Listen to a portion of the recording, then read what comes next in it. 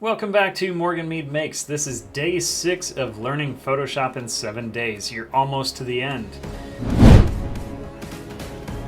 Today we're going to look at custom brushes and some layer transforms. So I'm going to start by getting a new document that's 2000 by 2000, and I'm going to create that.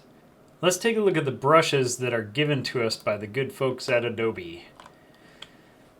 So we've looked at this brush panel before, way back in day 1, and if we look at the bottom, we've got the general brushes that you're probably used to. Basically, hard and soft and some presets for pressure size or pressure opacity. But down below that, we have some other brushes in different categories like dry media brushes, wet media brushes, and special effects brushes. So let's take a look at a few of those. These are all stock with the new version of Adobe. And I'm going to look at like this pastel one. I'm going to switch over to my pen. And if I draw, you see I've got more than just a round brush or a square pencil, and more than just a hard edge or a soft edge. There's even some opacity. If I just stamp it once, you'll see.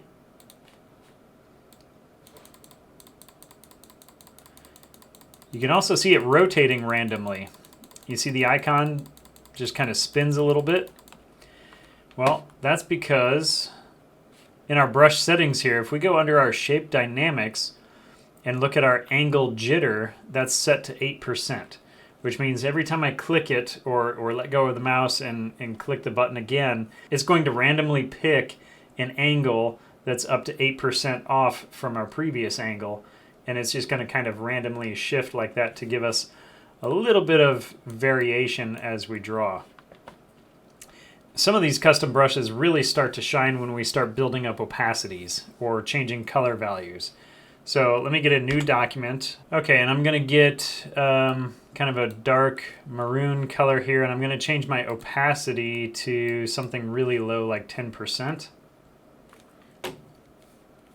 And if I start drawing with this and building it up, I start to get some really cool texture effects, but this also helps with blending colors. So like in our last episode, there was the elderly woman's face with all the detail.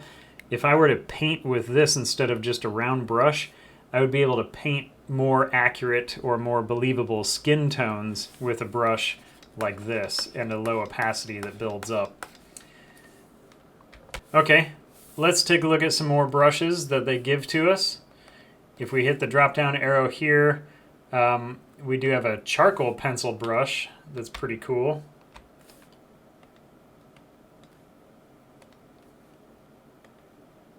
Just build up my size a little bit so we can see and get a color that will show up on white. Fold that back in. So the charcoal is really cool.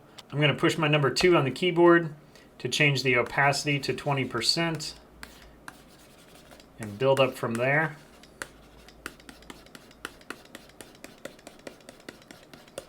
Get some really cool blending effects. You can do some really neat, just furious artwork with this. These brushes are really fun to experiment with. And what if there's just not enough up here for my skills or my ambitions? Well, there's resources all across the internet, including Adobe's website, where you can get free brushes or even paid brushes if you want to.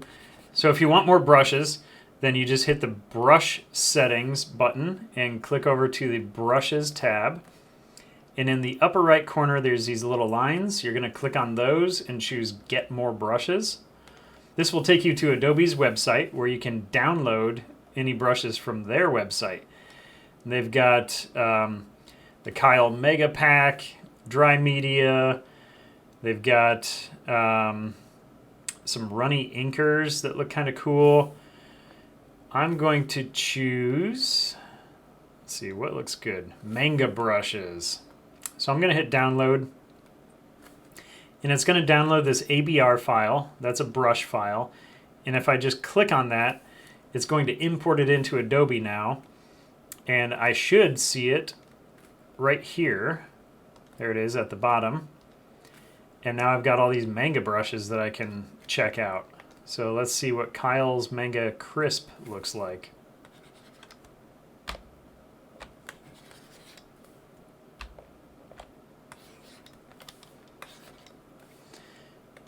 And we've got a fill brush. This is really cool. It gives kind of a comic booky texture. So these are fun to play with. Well, what if that's still not enough? What if that's not enough for you? What if you want to make your own brushes? You can do that too. Let's get a new document. I'm going to go to File, New, 2000 by 2000. And the reason I do 2000 by 2000 is because you want a lot of detail in the brush in case you need to paint with a large brush. But there is a limitation to it. You can only go up to about 2500 pixels by 2500 pixels. So we're capping it off at 2000 just to stay well within that range. I'm going to pick a black color. And I'm going to go to a new layer. And I want to make sure that everything is back to normal. You know what? I'll just pick a preset brush. Let's go all the way up here to my general brushes, and we'll do hard round pressure size. And I want to make a brush that helps me paint hair. So maybe I'll make a few hair brushes. Get it? Hairbrush. And I'm just going to paint a general hair strand. I'm going to turn up my smoothing as well to about 60. And I'm just going to paint a general hair strand. Doesn't look that great, but I can fix it up with the smudge tool. So right under the paint bucket tool is a smudge tool, and that has a brush preset applied that I don't like. So let's do soft round for my smudge. And I'm just going to smudge. Strength is a little high. Let's turn it down to maybe not 2. Let's turn it down to maybe 20. And I'll just smudge upward with this, just to help smooth it out a little bit.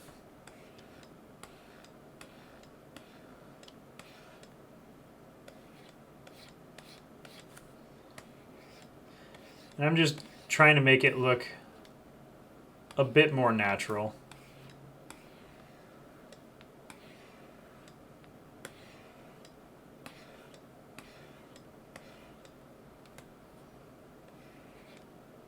There, something like that. That looks like a good hair strand. Now, because I have it on a layer by itself, I can control-click that thumbnail and select it. And it's going to also select the feathered edges. It's not going to make a crisp selection. So then I can go up to the Edit menu, and about halfway down, I can choose Define Brush Preset. Now, if I do that with the smudge tool activated, it is going to apply it to the smudge tool. So let's switch over to the brush first. And I can go to Edit, Define Brush Preset, and I'll just name this Hair 1 and hit OK. And now it's set as my paintbrush preset, so I can click. Now this looks a little dithered, and that is because my mode is on dissolve, so I'm going to hit mode normal, and I'm going to click again, and I've got little copies of that hair strand that I made. How can we use this? Well, let's create a new document, and let's try to actually draw some hair. I'm going to shrink my brush down so I'm not taking up the whole canvas, and I'm going to get a color. Let's do like a really cool blue hair, And I'm going to pick a mid-range color for it right now. I'm going to pick a dark blue for it right now because I want to do the shadows first. And I'm just going to click a few times like this. I'm not clicking and dragging, I'm just clicking. And then I'm going to go up from there to a lighter blue. And I'm going to click a little more. And then I'm going to pick an even lighter blue for the highlights. Maybe even change my opacity down to something like 50%.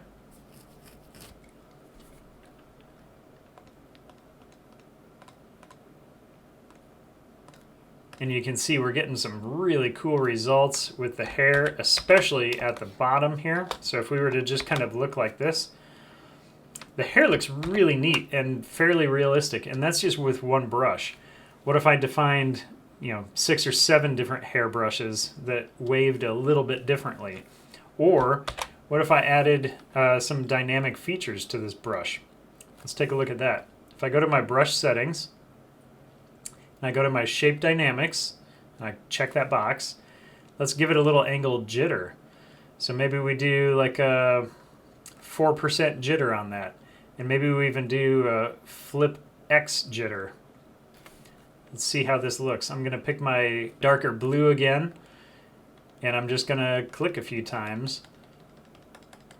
So you can see it's dynamically rotating as I click. I'm going to pick my lighter color and my even lighter color.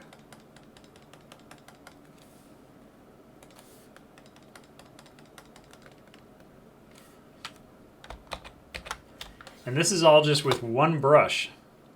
This is what we can do with just one brush that we made in 30 seconds. Let's take this to another level then. I want to show you what we can do with some warping effects. So let's go ahead and paint some hair right here.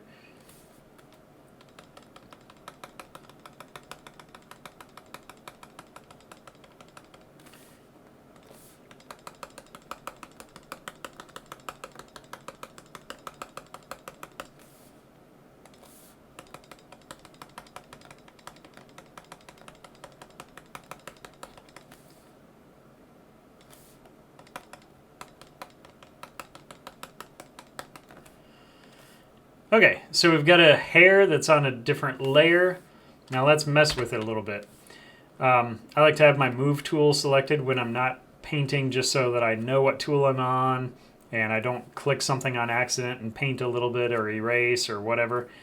So I always just grab my move tool, which is V on the keyboard. Now because it's on a separate layer, I can now go up to Edit and Transform, and I can do just about anything with the transform tools. The other thing that I can do is just, I've exited out of there, I can check this transform controls box at the top with my move tool selected, and I can scale by dragging the corners, and I can go just outside of the corners and drag, and I can rotate, and I can even grab from the edges. And if I unlock the width and height linking, then I can squish it or stretch it. And what I really like is if I right click on it now while I'm modifying the transform, I can choose any other kind of transform right now, like skew or distort or perspective or warp. So let's take a look at those. These are really fun. Perspective is probably the easiest to understand. If I choose that one, if I grab in the middle, I can start shifting it, tilting it into a rhombus. Or if I grab it by the corner, I can start squeezing one edge, and this starts giving it kind of a 3D look. So I can paint this on the side of a wall going down an alleyway or whatever. If I go back to where I'm adjusting it and I right click Distort is one of my favorites. You can pick the corner control points and start pulling on them and get some really wild effects like this. And just warp it any way that you need to.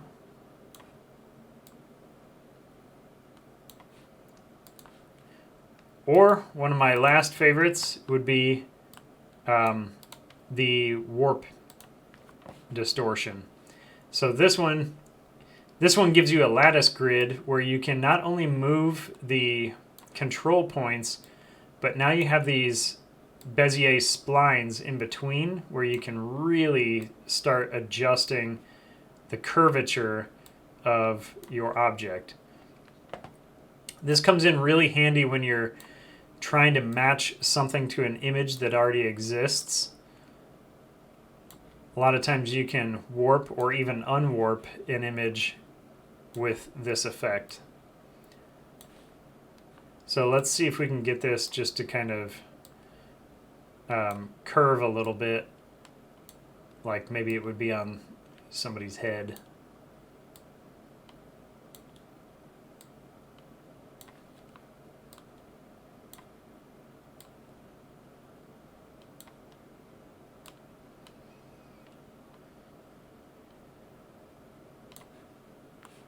Yeah, something like that. So I can hit the check mark when I'm done, and that applies the transform.